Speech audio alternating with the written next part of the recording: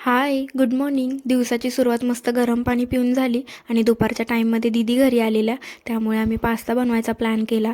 त्यासाठी पाण्यामध्ये थोडंसं तेल आणि मीठ टाकून पास्ता शिजायला टाकला.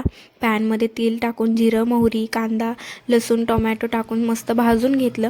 त्याच्यामध्ये पास्ता सॉस टाकला, त्याच्यानंतर red chilli sauce, green chilli sauce, soya sauce टाकला आणि चीज टाकलं मस्त. त्याच्यानंतर शिजवलेला पास्ता त्याच्यात ॲड केला, मस्तपैकी फ्राय केलं आणि आम्ही ते खाण्यासाठी आमची मोस्ट फेवरेट जागा म्हणजे गॅलरी, जी की दीदी खूप मिस करत होत्या.